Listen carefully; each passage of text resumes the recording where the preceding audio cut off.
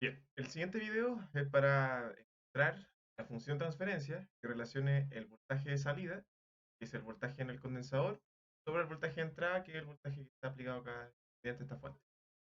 De forma similar a la anterior, en este caso, nuevamente se rige bajo las mismas leyes, pero la aplicación es distinta.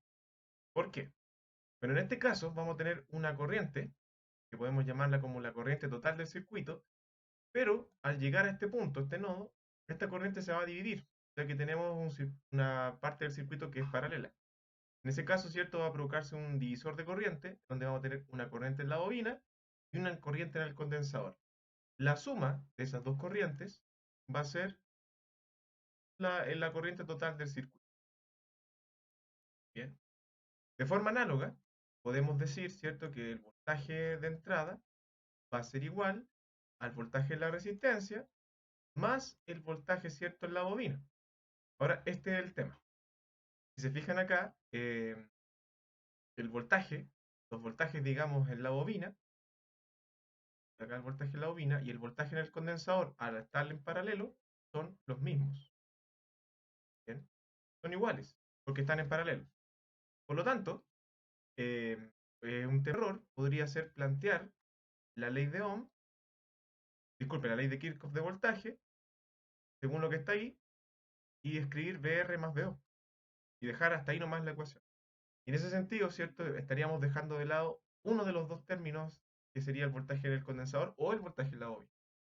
La forma de atacar este ejercicio es mediante la ley de Kirchhoff de corriente, ¿bien? En donde tenemos la relación de la corriente total y la suma de las dos corrientes que se dividen acá. La corriente, recuerden que por ley de Ohm, cuando pasa por una resistencia, se calcula como el voltaje en la resistencia dividido en la resistencia. La corriente en la bobina se calcula como 1 dividido en L por la integral del voltaje en la bobina,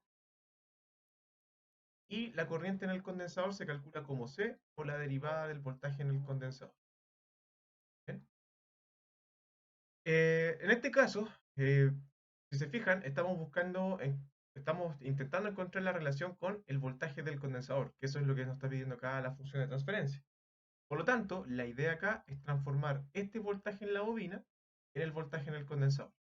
Y como los dos voltajes son iguales, yo puedo escribir directamente el voltaje en la bobina como voltaje en el condensador. O sea, decir que BL es igual a BC, que es el que estamos buscando como término en la ecuación diferencial. Ahora, el tema es el voltaje y la resistencia. Bien, el voltaje y la resistencia es el voltaje, ¿cierto?, que está en este elemento de acá. Y para poder analizar cómo se determina ese voltaje, lo más sencillo es analizarlo como una malla, donde vamos a tener lo siguiente: el voltaje de entrada, y esta impedancia simboliza el voltaje en el condensador, que es el voltaje de salida. ¿Bien? Y aquí estaría el voltaje de la resistencia. Por ley de Ohm, disculpen, por ley de Kirchhoff de voltaje, tenemos que hacer el voltaje de la resistencia más el voltaje en el condensador. Por lo tanto, yo puedo decir que el voltaje en la resistencia va a ser el voltaje de entrada menos el voltaje en el condensador, que es nuestro voltaje de salida, que es como nuestro VO. ¿Bien? Yo podría acá cambiar todo esto por VO, por ejemplo, decir que este es VO, y en ese caso, ¿cierto?, puedo expresar lo mismo. O sea, decir que tanto el voltaje en el condensador como el voltaje en la bobina es VO. ¿Bien? Por lo tanto, decir, ¿cierto?, el VC va a ser lo mismo que decir VO. De esa manera, ¿cierto?, podemos escribirlo como un solo término. Usualmente siempre en los modelos matemáticos se trabaja con VI y V sub O. Por lo tanto, conviene dejarlo de esa manera. Por lo tanto, acá nos conviene escribirlo como VI menos VO dividido en L, igual a 1 sobre L por la integral del voltaje en la bobina, que es VO, ¿cierto?, que habíamos dicho arriba, en dt, más C por la derivada del voltaje de esa. Y en ese caso ya tenemos, ¿cierto?, parte de la ecuación lista. Se fijan acá, tenemos el voltaje de entrada y tenemos puros voltajes de salida. Lo más conveniente ahora es multiplicar por 1 dividido en R, disculpen, por R, para poder simplificar, ¿cierto?, esta R de acá y dejar la entrada despejada. Recuerden que siempre el proceso es dejar el término de entrada a un lado y los términos de salida al otro. Aquí nos va a quedar multiplicado por R y aquí nos va a quedar multiplicado.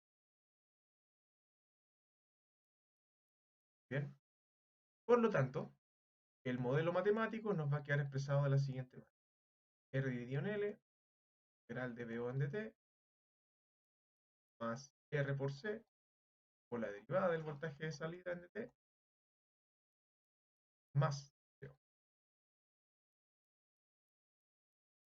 Y aquí ya es el mismo proceso de delante del ejercicio anterior, en donde aplico la transformada de Laplace, nos queda Pi de S igual a R dividido en L.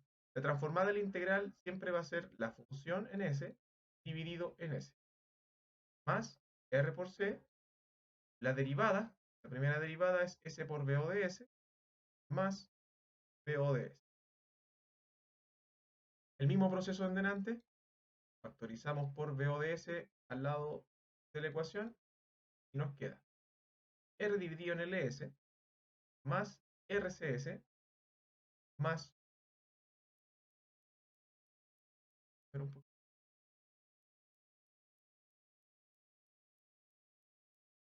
Ahí. Bueno, lo más común es ordenar esto, no dejar nunca fracciones solas, porque usualmente siempre vienen, por lo menos los resultados de las guías vienen a la mínima expresión. Por lo tanto, sacamos el mínimo común múltiplo, que en este caso el único sería L por S, ¿cierto? Entonces, L por S sobre L por S nos queda una por R, más, recordando que todo número entero está dividido por 1, nos queda L por S, dividido en 1, nos queda L por S, y L por S va a ser multiplicado por RCS, nos va a quedar RLCS cuadrado, más. Lo mismo acá. No hay nada bajo el 1, por lo tanto digo L por S dividido en 1, me queda L por S, y L por S por 1 queda L por S.